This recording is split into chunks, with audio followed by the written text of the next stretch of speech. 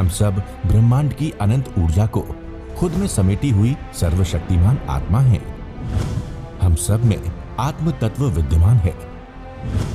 हमारे पुरखों ने ध्यान से समदृष्टा बनकर पूरी मानव जाति के कल्याण का बीड़ा उठाया है। आइए आचार्य भगवान डॉक्टर शिव मुनि महाराज साहिब के सानिध्य में हम भी महान आत्म ध्यान अनुष्ठान का हिस्सा बने।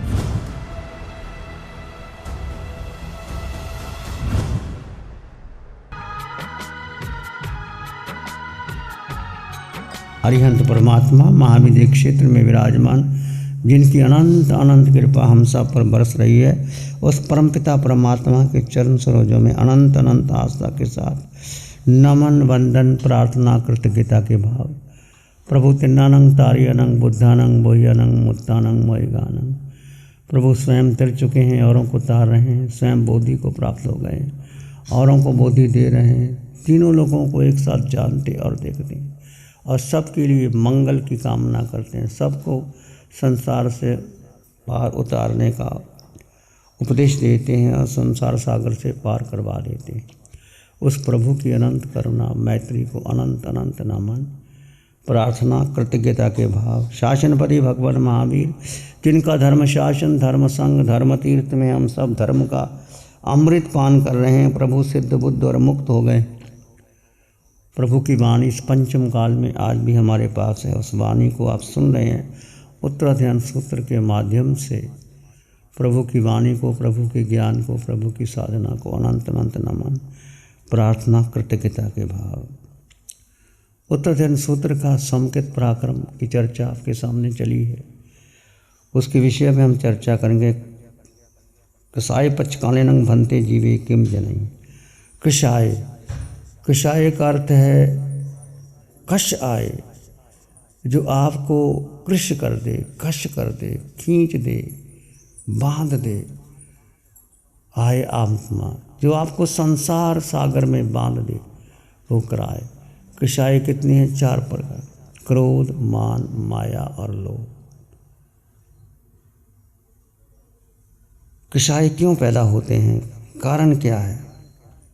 इसका कारण क्या है? कृषाय क्यों आते हैं जीवन के अंदर? बोलो, क्यों आते हैं? अरिहंतों में कृषाय नहीं होते, सिद्धों में नहीं होते। आत्मा की 2 स्थितियाँ, एक स्वभाव एक विभाव। स्वभाव क्या है?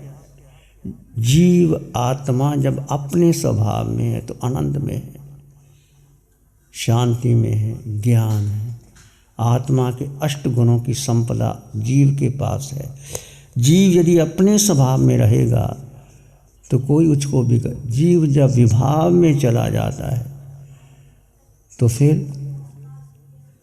मिथ्यात्व, मोह, संसार के आकर्षण उसको आकर्षण लेते।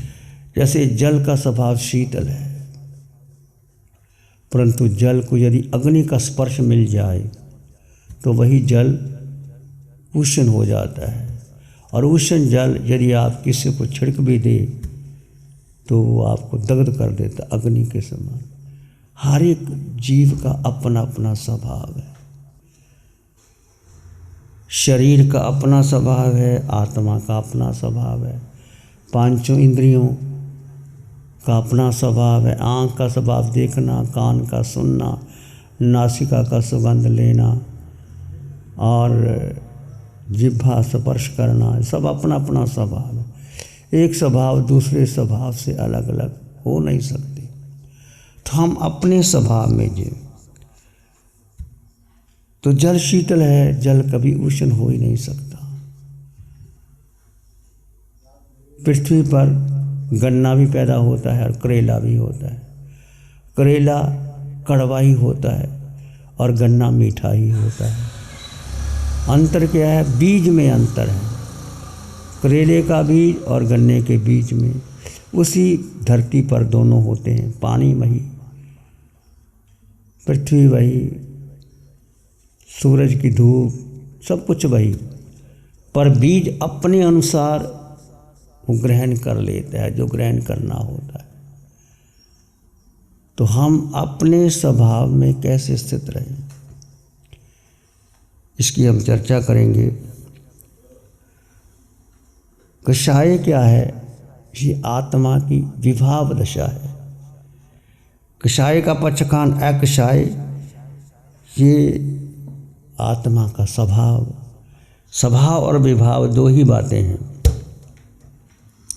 यदि आप अपने स्वभाव में रहोगे तो कोई कुछ नहीं कह सकता आपको, कर्म बांध ही नहीं सकते। अरिहंत परमात्मा सिमंदर स्वामी भगवान के घनघाती कर्म क्षय हो गए, अपने स्वभाव में रहते हैं, देशना देते हैं लाखों लोगों के बीच में, समोसरण की रचना होती है, सब कुछ करते हैं, विहार भी करते हैं, आहार भी करते हैं, निहार भी करते हैं, पर एक समय भी वो विभाव में नहीं रहते, वो अपने स्वभाव में रहते। वो हमारे लिए आदर्श है। हम भी अपने, हम क्या, कभी स्वभाव कभी विभाव, कभी स्वभाव कभी विभाव, निरंतर निरंतर इस तरह से हम एक पेंडुलम की तरह घूमते रहते। और हम अपने स्वभाव में स्थित रहें तो क्या करना चाहिए? क्या करना चाहिए? संसार का मूल कारण, आचार्य भद्रभाव से पूछा, संसार का मूल कारण क्या है? संसार का मूल है कर्म। संसारस्य मूलम कम्मं तस्विहुन्ति कषाया। संसार का मूल है कर्म, और कर्म से ही कषाय पैदा होते हैं।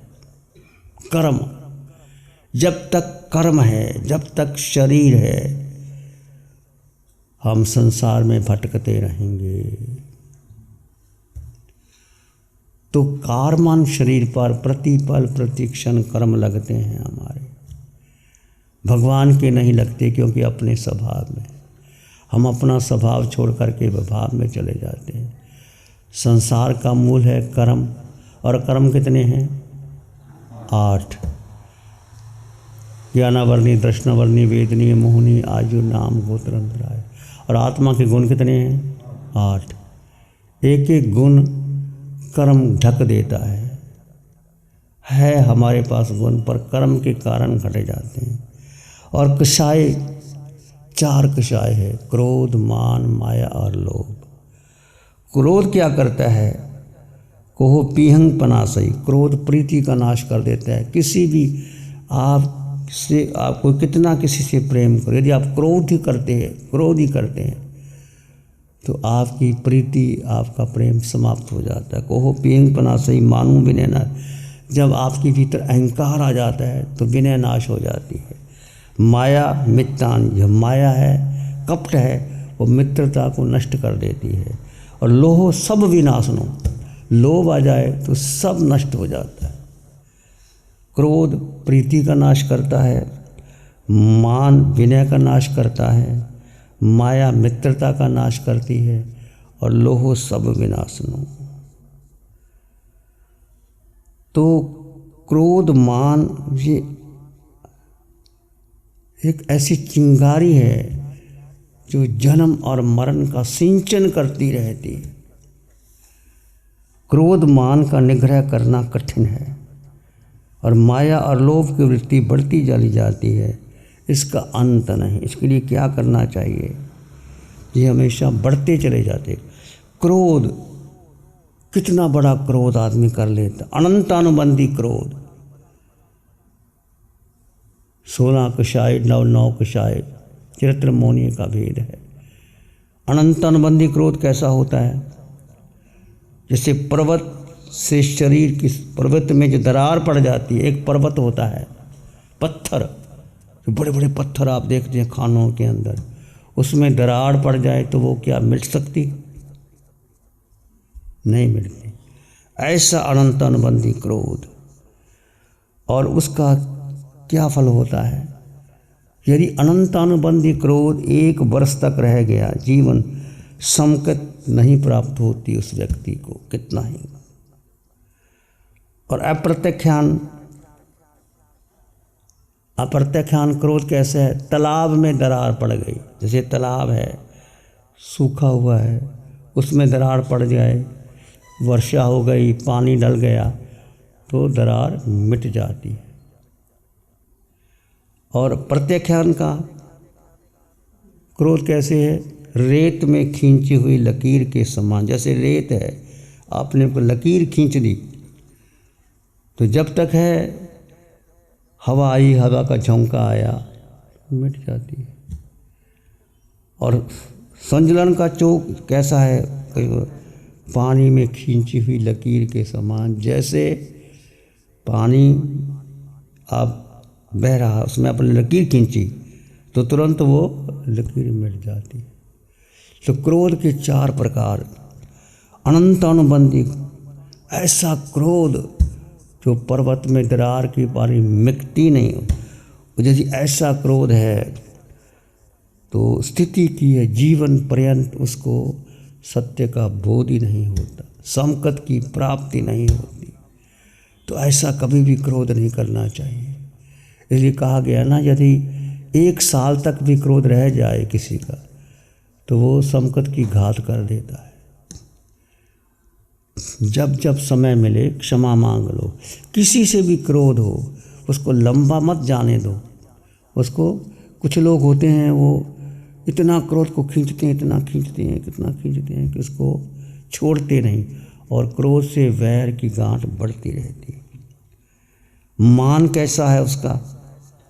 क्रोध, मान, माया, लोभ। मान कैसा है? पत्थर के खंभे के समान। पत्थर का खंभा कितना होता है? मजबूत होता है। मान पत्थर के खंभे के समान। और अप्रत्याख्याने का क्या है? हाथी दांत के खंभे के समान। एक पत्थर का खंभा, एक हाथी के दांत का खंभा। और तीसरा क्या है? मान बैंत के खंभे के समान। बैंत का खंभा वो झुक जाता है। चौथा तिनके का स्तंभ। तिनका का जैसे मर्जी झुका दो उसको। यह है मान, 4 प्रकार का। क्रोध, मान, इतना मान, अहंकार। पत्थर का खंभा है, जैसे पत्थर का खंभा कभी टूट जाए पर वो झुकता नहीं। और मान कैसा? अप्रत्याख्यानी का हाथी दांत के खंभे के समान। हाथी का दांत पत्थर के खंभे से थोड़ा लचीला होता है। और फिर प्रत्याख्यान बैंत के खंभे के समान। और संजलन का तिनके का खंभा, तिनका वो कभी भी झुक जाता है। क्रोध, मान, माया। माया बांस की जड़ के समान। बांस की जड़, कभी आपने बांस का पेड़ देखा होगा? बांस, उसकी जड़ कितनी मजबूत होती है। बांस स्वयं मजबूत होता है, उसकी जड़ कितनी मजबूत होती है। अनंत अनुबंधी का मान बांस के जड़ के समान होती है, वो अपनी माया छोड़ता ही नहीं। और अप्रत्याख्यान मेढे के सींग के समान। मेढे के सींग जैसे वो मेढा होता है, जो भेड़ का वो सींग होते हैं पेड़ के, उसके सींग के समान। और प्रत्याख्यान का चलते हुए बैल के मूत्र के समान। जैसे बैल चल रहा है, वो मूत्र आता है उसका, थोड़ी देर रह चला जाता है। संजुलन बांस का छिलका। छिलका बांस का कैसा होता है? कभी भी टूट सकता है। और लोभ, लोभ कितना है? कृमची का रंग। अनंत अनुबंधी लोभ कैसा है? कृमची का रंग। रंग वो छूटता नहीं, कृमची का रंग बना रहता है। और अप्रत्याख्यानी गाड़ी के आंगन के समान। गाड़ी होती है जो उसका जो काला काला लगा रहता है, उस आंगन के समान। अप्रत्याख्यान, प्रत्याख्यान है दीपक के काजल के समान। प्रत्याख्यान। और संजलन हल्दी के रंग के समान। गति कहती है क्रोध, मान, माया की गति है, नरक की गति होती। प्रत्याख्यान की, यदि वो क्रोध, मान, माया करता है तो मनुष्य की गति होती है। संजलन और वो देव गति होती है। समकत की घात करता है अनंत अनुबंधी क्रोध, मान, माया, लोभ। और अप्रत्याख्यानी श्रावक के 12 व्रत उनको नहीं मिलते। और प्रत्याख्यान के साधु के व्रत नहीं मिलते।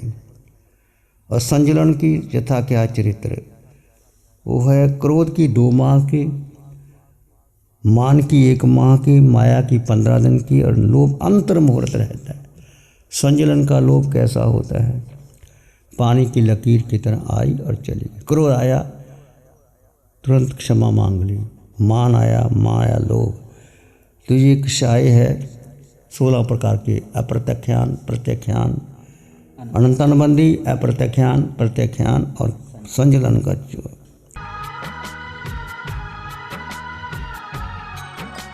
नमो अरिहंतानंग, नमो सिद्धानंग, नमो आहिर्यानंग, नमो अवज्झायानंग, नमो लोहि सप्साउनंग, धम्म मंगल मुकिठम अहिंसा संयमो तवो देवावित्तं नमं संति जस धम्मे श्यामनो। श्री चत्तारी मंगलम, अरहंता मंगलम, सिद्धा मंगलम, साहु मंगलम, केवली पानत्तो धम्मो मंगलम। चत्तारी लोग उत्तमा, अरहंता लोग उत्तमा, सिद्धा लोग उत्तमा, साहु लोग उत्तमा, केवली पानत्तो धम्मो लोग उत्तमा। चत्तारी शरणं पवज्जामि, अरहंते शरणं पवज्जामि, सिद्धे शरणं पवज्जामि, साहु शरणं पवज्जामि, केवली पाणत्तं धम्मं शरणं पवज्जामि। चार शरण दुख हरण जगत में, और न शरणा कोई होगा। जो भव्य प्राणी करे आराधन, उसका अजर अमर पद होगा। उसका सदा ही मंगल होगा। लग्जरी, कंफर्ट, शानदार view, park inn by Radisson hotel. अपनेपन का एहसास, यहाँ बिताया हर पल आपके लिए होगा खास। यहाँ के अमेजिंग रूम्स, बैंक्वेट हॉल, तमाम प्रकार के प्योर वेज जैन फूड, जिंदा दिल लोगों के खूबसूरत शहर सूरत में रेडिसन ग्रुप की स्टार रेटेड लग्जूरियस होटलों में सबसे अग्रणी है park inn by Radisson hotel. एक बार अवश्य विजिट करें। सूरत अडाजन में park inn by Radisson hotel, project by Sumeru group, Shri Babulal Mandot, Surat. गुरु हमको ऐसी कृपा दृष्टि दे।